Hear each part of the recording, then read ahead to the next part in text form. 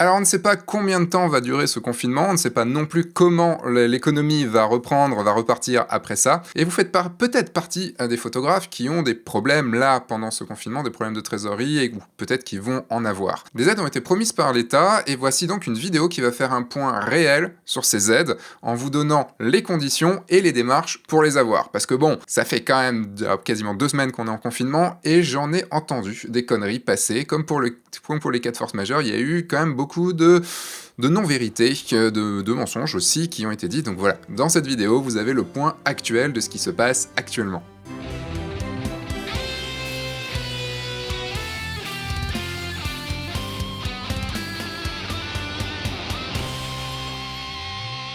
Bonjour, je suis Sébastien Roignan et vous êtes bien sur le guide du photographe de mariage, la chaîne YouTube qui va vous donner les clés pour prendre votre indépendance et vivre de votre passion la photo, et plus particulièrement la photo de mariage. On est dans une situation encore difficile, puisque ça va faire 2 semaines, quasiment, là j'enregistre, on est dimanche 29 mars, ça va faire 2 semaines qu'on est en confinement, le confinement a été repoussé, en même temps c'est pas non plus une grande surprise, et on est aussi bien donc dans un cas difficile sur le plan de la santé, puisqu'on n'est pas encore au pic de contamination, mais aussi bien sur le plan économique, que soit pour nous ou pour tout le monde, enfin pour beaucoup d'entreprises. Même s'il faut quand même un petit peu le dire, en tant que photographe, on est un peu privilégié quand même, parce qu'on est tout petit, donc on a peu de charges fixes, on n'a pas d'employés, ou rarement, et donc peu d'argent à sortir tous les mois. Ça n'amoindrit pas la difficulté qu'on peut vivre en ce moment, mais on n'est quand même pas les plus à plaindre, et ça c'est quand même déjà une grande chance. Le gros problème qu'on a, c'est évidemment le confinement, et surtout, on ne sait pas combien de temps va mettre l'économie pour reprendre après. Ça peut prendre des mois, voire peut-être des années, on ne sait pas.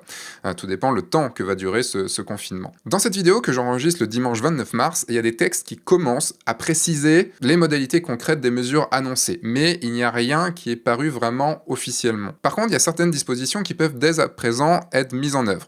Lesquelles, c'est celles qu'on va voir dans cette vidéo.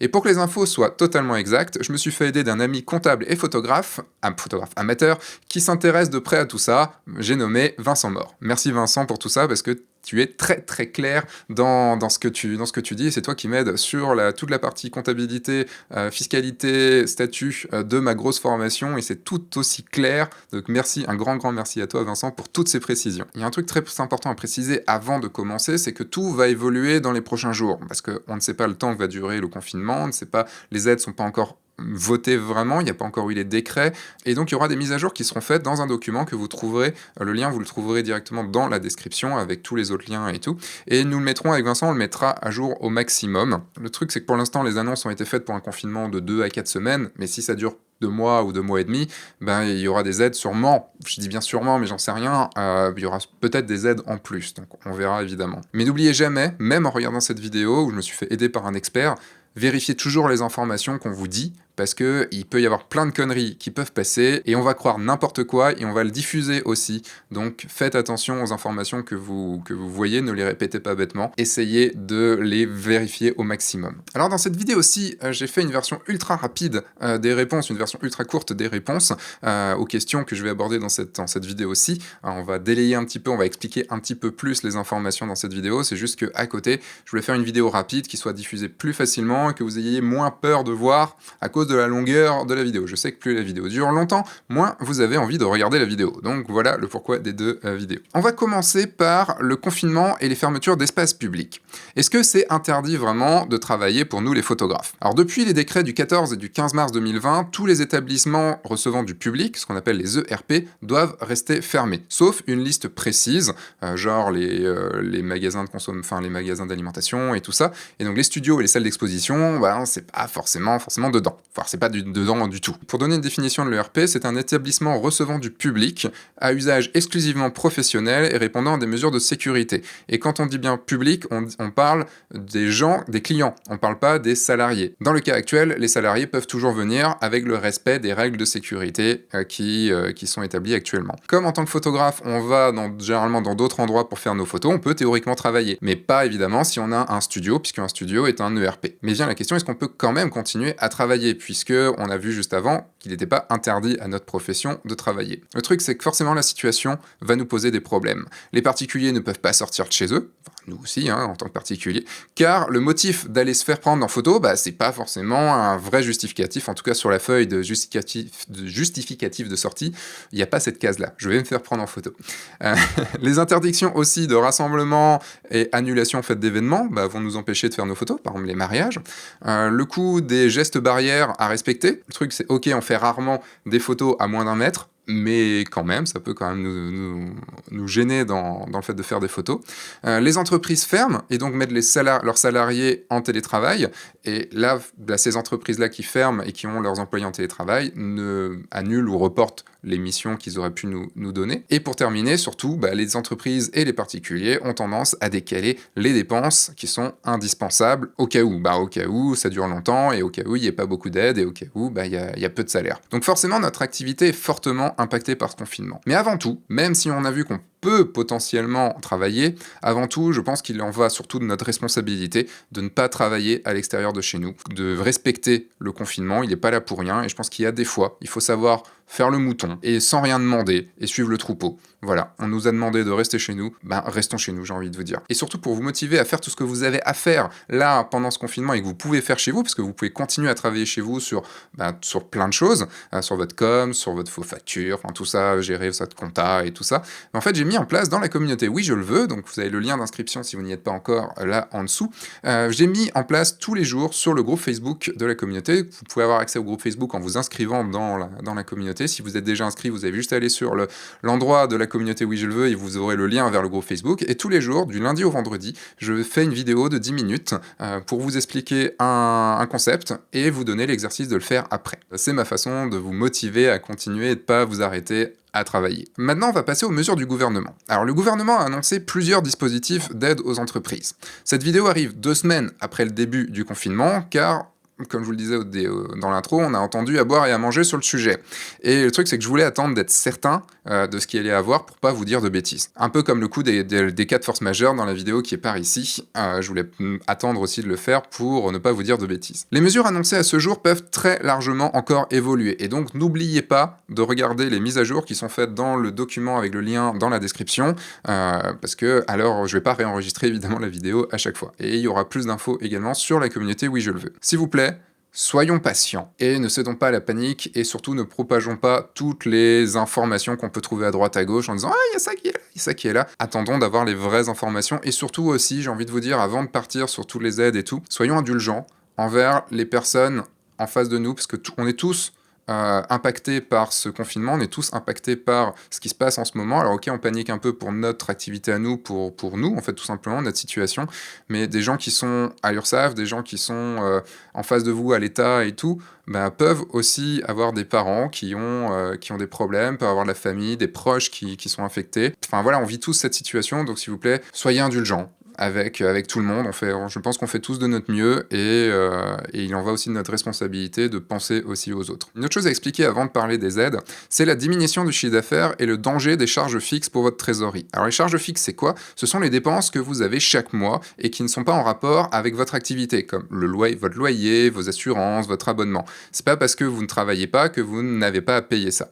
Alors on a pu voir dans l'avant-dernière vidéo, et je vous mets le lien aussi là dans les fiches et dans la description, qu'il y a certains abonnements qu'on peut mettre un peu de côté, comme par exemple l'abonnement chez Adobe. Il suffit de le demander, je vous ai mis toute la démarche à suivre dans la vidéo, et comme ça, vous avez juste à le demander. Moi, par exemple, j'ai eu 3 mois d'abonnement offert, donc c'est toujours 150 € d'économie pour moi, parce que j'ai la version complète.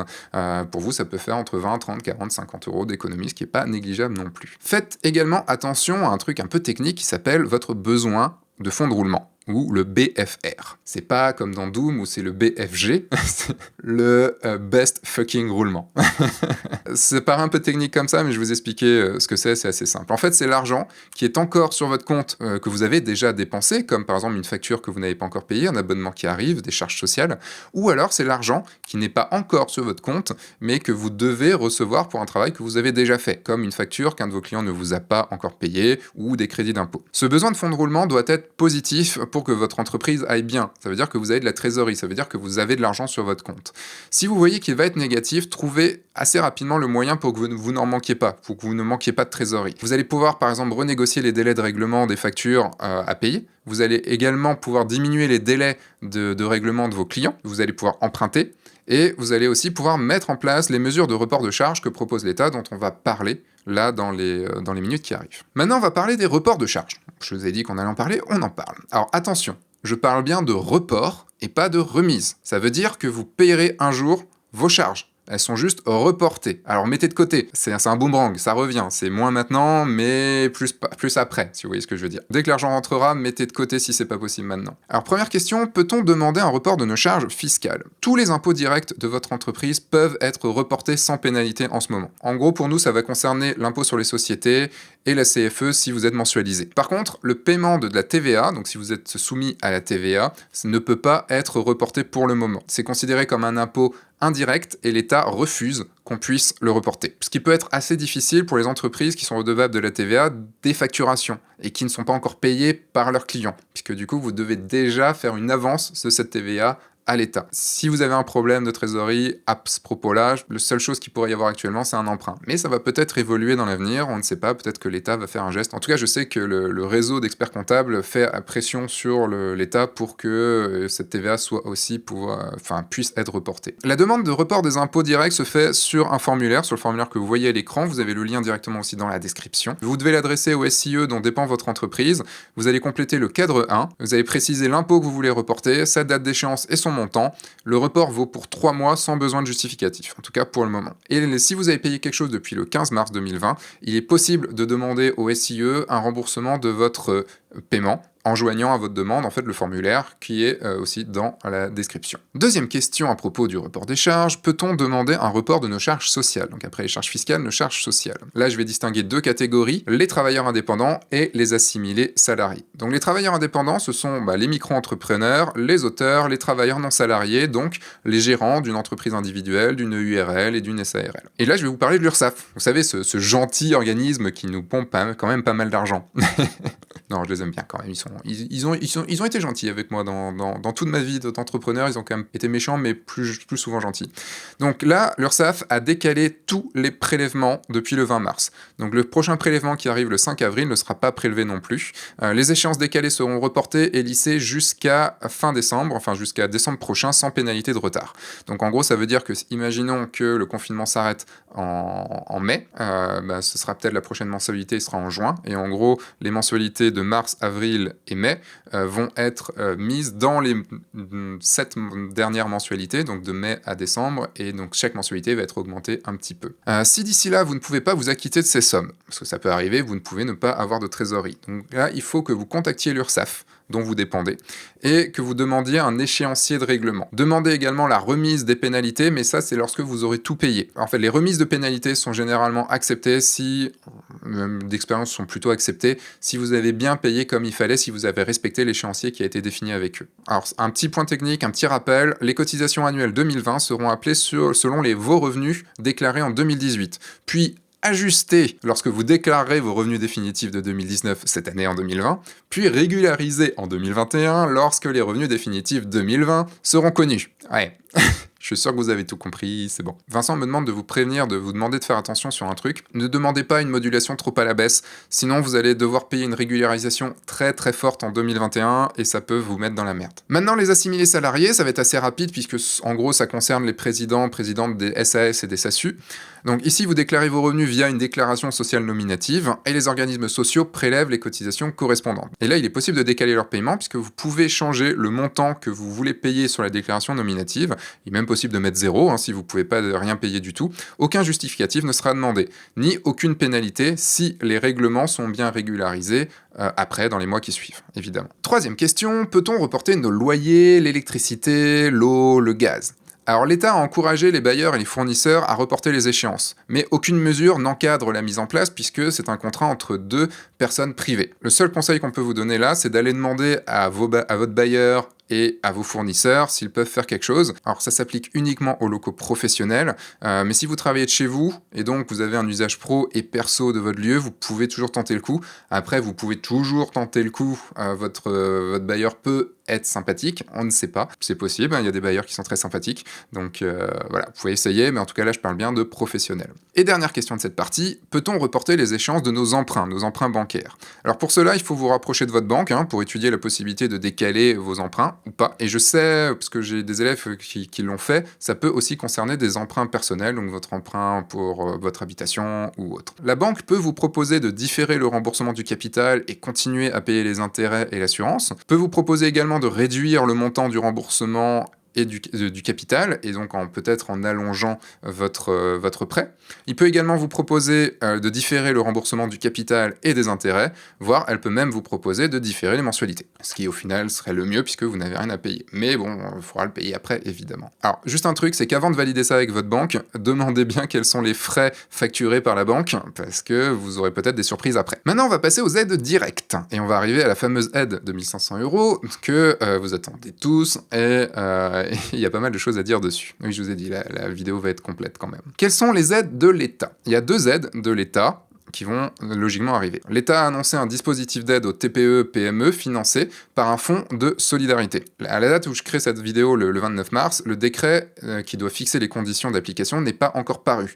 Mais on a eu quand même pas mal d'informations qui ont été communiquées, donc je vais pouvoir vous les transmettre là. Mais en tout cas, le décret n'est pas encore là, donc ça peut évoluer. L'aide sera composée de 2 volets. Une aide jusqu'à 1 500 € versée aux TPE-PME, c'est éligible par la DGFIP, la DGFIP, qui sera disponible au 1er avril, et une aide complémentaire à la première qui sera versée par les régions pouvant aller jusqu'à 2 000 €.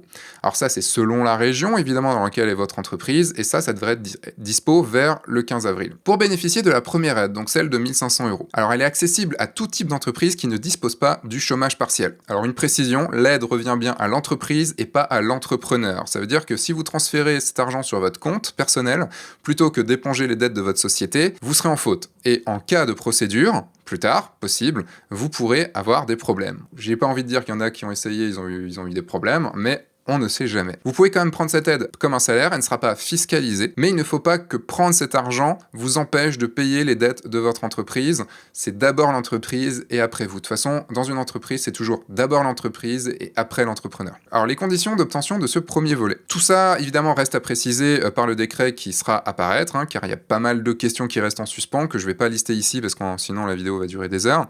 Alors, première condition, avoir un chiffre d'affaires inférieur à 1 million €. Logiquement, pour nous, on devrait respecter, on devrait être dans les clous. Deuxième chose, avoir un bénéfice annuel imposable inférieur à 60 000 €. Donc l'entreprise que vous avez doit faire un bénéfice imposable qui est inférieur à 60 000 €. Logiquement aussi, c'est la grande majorité des photographes.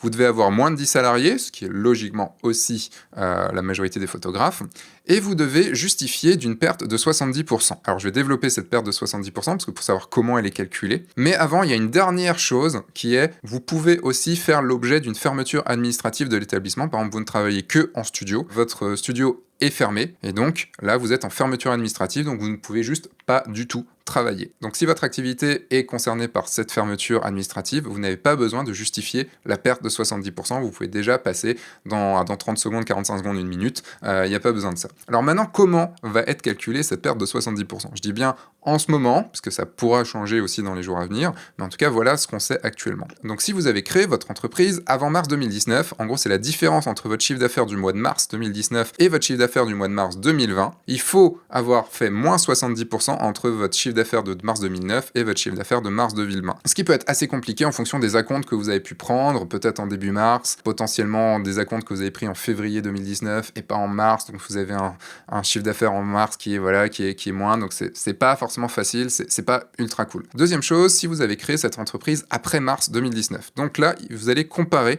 votre chiffre d'affaires mensuel moyen entre la date de création de votre entreprise et le 29 février 2020. Vous allez le comparer avec le chiffre d'affaires de mars 2020. Pour donner un exemple, vous prenez tout votre chiffre d'affaires que vous avez fait depuis la création de votre entreprise jusqu'au 29 février 2020, vous le divisez par le nombre de mois d'activité et vous le comparez à votre chiffre d'affaires, vous comparez ce chiffre à votre chiffre d'affaires de mars 2020. Et dernière chose, si vous avez eu un congé maladie ou accident de travail ou maternité en mars 2019, Il faut comparer, pareil, le CA mensuel entre avril 2019 et le 29 février avec votre CA de mars 2020, comme je viens d'expliquer juste avant. Et surtout, ne jouez pas au malin. Il y aura pas de contrôle là maintenant, mais en tout cas, il peut y avoir des contrôles durant les 3 prochaines années. À mon avis, après que la crise soit passée, on va pouvoir peut-être se taper des contrôles là-dessus, donc ne jouez pas au malin à changer un petit peu votre comptabilité et tout pour pouvoir bénéficier de cette aide. Et j'aurais envie de rajouter aussi, si vous n'êtes pas dans la merde, si votre entreprise n'est pas du tout dans la merde, je vous dirais de plutôt laisser de côté cette aide de 1500 €. Moi, par exemple, j'en ai pas besoin pour vivre, donc je vais la laisser de côté. Il y a des gens qui en ont plus besoin que moi. Je pense que c'est aussi des efforts collectifs qu'on doit faire, et ne de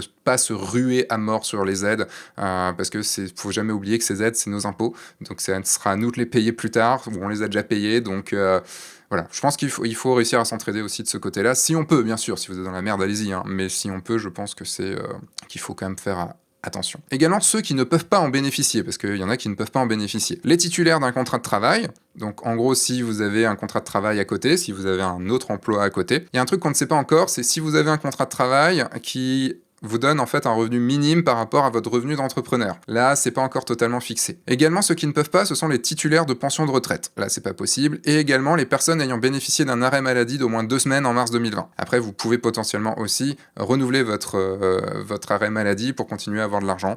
C'est une possibilité. Alors, le montant de l'aide est limité au montant de la perte de votre chiffre d'affaires jusqu'à 1500 €. Ça veut dire que si vous avez une perte, par exemple, de 700 € entre mars 2019 et mars 2020, vous aurez 700 € d'aide. Vous n'avez pas forcément une aide de 1500 €. Et c'est là où j'ai entendu beaucoup de conneries. Vous pourrez faire cette demande, la demande de cette aide, à partir du 1er avril sur la plateforme qui sera mise en place le 1er avril.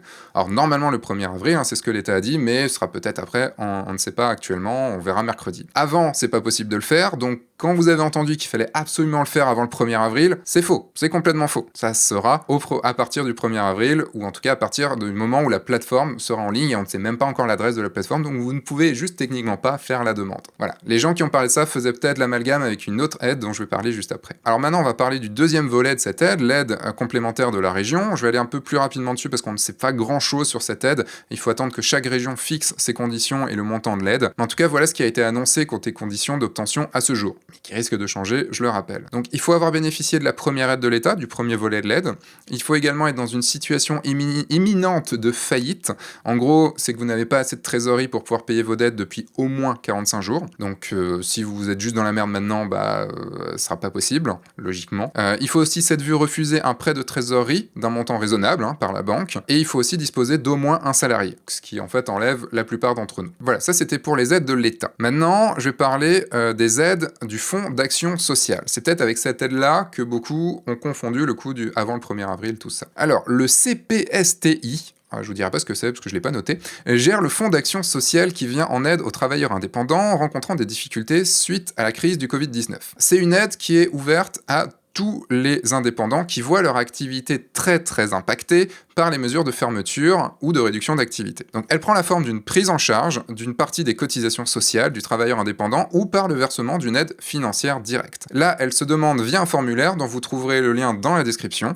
Vous avez juste à le remplir, à le transmettre par mail au service recouvrement de votre URSSAF. Après instruction de votre demande, et le fonds aussi peut vous demander des choses supplémentaires, des justificatifs supplémentaires, une notification vous sera envoyée, de savoir si vous l'avez ou si vous l'avez pas, et de combien. Il faut savoir un truc, c'est que cette aide prend en compte votre situation personnelle et non pas uniquement celle de votre entreprise comme l'aide de l'État. Donc ça peut aussi pas mal peser dans la balance. Il est également possible de la demander en tant qu'assimilé salarié, mais à ce jour, il n'y a pas de procédure qui est en place. Il n'a pas non plus été annoncé que les budgets de l'URSSAF aient été renfloués, aient été maximisés pour que cette aide fonctionne. Donc ça risque d'être difficile d'avoir cette aide. Mais est-ce qu'il faut quand même se précipiter pour avoir cette aide ? Je ne suis pas sûr. Pourquoi ? Parce que l'étude de votre dossier se fait à un instant T. Et si vous allez être dans la merde dans 2 mois, si le confinement dure 2 mois et que vous serez dans la merde dans 2 mois, en gros, le fonds va faire une étude sur votre situation au moment où vous déclarez. Et même pas au moment où ils étudient votre dossier, au moment où vous déclarez,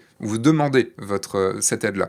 Donc si vous n'êtes pas dans la merde maintenant, logiquement, il y a peu de chances que votre dossier soit accepté. Donc il faut peut-être attendre un petit peu. Et juste un petit point sur les cotisations complémentaires, comme le contrat type Madelin.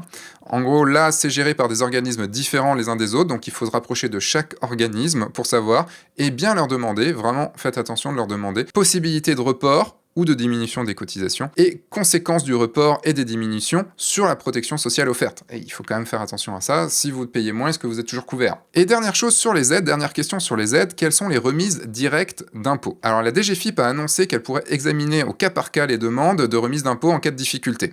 Alors le formulaire à remplir se trouve en description également, donc c'est le volet numéro 2 du formulaire de demande de délai dont j'ai parlé plus tôt. Et là je parle bien de remise et pas de report, et donc cette demande doit être sacrément justifiée pour que la DGFiP accepte. Et comme pour le report, il ne peut pas y avoir de remise de TVA, en tout cas pour l'instant. On arrive vers la fin de cette vidéo, j'ai encore une question à laquelle répondre. La question c'est, qu'est-ce que sont les prêts de trésorerie garantis par l'État? Toutes les entreprises, donc nous, en tant que photographes, on peut solliciter un prêt garanti par l'État. Ça s'appelle le PGE, afin de soutenir notre trésorerie. Donc si on a un manque de trésorerie, si on voit qu'on va pas réussir à payer certaines choses et tout, on peut demander un prêt à la banque. Le montant de ce prêt peut couvrir jusqu'à 3 mois de chiffre d'affaires 2019. Vous faites votre chiffre d'affaires moyen de 2019, vous le multipliez par 3 et voilà à peu près le montant du prêt que vous pouvez demander. Vous pourrez commencer à rembourser ce prêt dans 12 mois et l'étaler sur 5 ans. Donc ça laisse quand même pas mal de temps pour pouvoir se retourner. Et vous pouvez faire cette demande de prêt jusqu'à décembre prochain. Alors pour l'obtenir, vous devez demander ce prêt à votre banque, qui va vous demander en fait les pièces nécessaires pour le dossier. La banque donnera son préaccord après examen de votre situation. À ce moment-là, vous créerez un dossier auprès de la BPI, vous avez le lien également en description, où vous demandera votre numéro de sirène, le montant du prêt, les coordonnées de l'agence bancaire. Vous recevrez un numéro BPI, et à ce moment-là, la banque vous débloquera les fonds sur le compte de votre entreprise. Il faut savoir un truc, c'est que les banques se sont engagées auprès de l'État de nous donner des prêts rapidement à taux d'intérêt faible, car en fait l'État garantit 90% du prêt. Donc on va espérer que les banques jouent le jeu, ce serait quand même mieux. Alors une chose, c'est qu'il a été rapporté que certaines banques demandent à ce jour des prévisionnels de trésorerie en justificatif. Donc en gros, ça veut dire que vous allez avoir un document, vous allez faire un prévisionnel des tâches, enfin des dépenses, des recettes que vous allez avoir dans l'avenir, ce qui paraît un petit peu aberrant puisque personne ne sait là actuellement combien de temps va durer le confinement, personne ne sait de comment on va reprendre l'activité économique après, donc c'est impossible à savoir. Par acquis de conscience, Vincent m'a mis un modèle de plan de trésorerie qui est là téléchargeable dans la description, vous avez le lien dans la description, et vous aurez les explications sur comment le remplir dessus. Ça c'était la réponse à la dernière question, on en a terminé avec tous les points sur les aides actuelles. J'espère que ça vous aura vraiment permis d'y voir plus clair, que ça aura éclairci tout ça, car le truc c'est que, comme tout le temps, période de panique et tout ça, il y a beaucoup de conneries qui circulent, j'en ai vu beaucoup, surtout avec le truc du 1er avril, à faire demander l'aide de 1500 € avant le 1er avril et tout ça. Dans un moment de panique, chacun relaie des choses qui peuvent être fausses, sans vérifier les informations. On est aussi gavé d'informations, donc évitez d'être trop gavé d'informations, c'est jamais bon, on se fait des films et tout, on pense qu'il y a des choses qui sont vraies, qui le sont pas et tout. Je rappelle également que cette vidéo a été écrite et tournée le dimanche 29 mars, et que les choses vont évoluer, beaucoup de décrets ne sont pas encore parus, je ne referai pas la vidéo à chaque fois, je referai peut-être un complément dans 2 semaines, mais je mettrai à jour le document, mais moi et Vincent, on mettra à jour le document que vous trouverez en description, et vous aurez aussi beaucoup plus d'informations quotidiennes sur ma communauté Oui Je Le Veux, et vous avez le lien d'inscription aussi en bas, c'est tout à fait gratuit, vous y trouvez des cours tous les jours, 5 jours sur 7, pour pouvoir faire plein de choses pendant ce confinement. Et il y a plein de podcasts qui sortent aussi et tout, enfin voilà, il y a vraiment de quoi vous occuper. Pour terminer, je vous invite également à revoir revoir la vidéo sur les 4 forces majeures, sur le fait de comment faire un peu d'économie pendant ce confinement, et comment contacter et pourquoi contacter vos mariés, comment le faire pour prévenir le fait qu'il n'y ait pas d'annulation, qu'il y ait bien des reports. Voilà, tout ça c'est dans les vidéos qui sont là dans les fiches et dans la description, c'est les 3 dernières vidéos de cette chaîne. Rendez-vous aussi sur les podcasts, je fais un podcast en ce moment qui est comment ça se passe votre confinement, où je fais des interviews, des discussions avec des amis ou avec d'autres photographes, on y apprend pas mal de choses. J'espère que cette vidéo vous aura plu, j'espère que vous aurez appris plein de choses, qu'elle vous aura été jusqu'au bout, parce que je sais que c'est pas évident. J'espère que la version courte vous aura donné l'envie de voir cette vidéo aussi. Je vous fais des bisous, prenez soin de vous, sortez de votre zone de confort, faites attention à vous, faites des photos aussi, sortez de votre zone de confort, faites des photos, amusez-vous, voilà, continuez à vous amuser pendant ce confinement, et surtout, continuez à signer des mariages, puisque je sais qu'il y a des mariages qui se signent là maintenant. À très vite sur la communauté, et à très vite dans une nouvelle vidéo ou un podcast. Au revoir.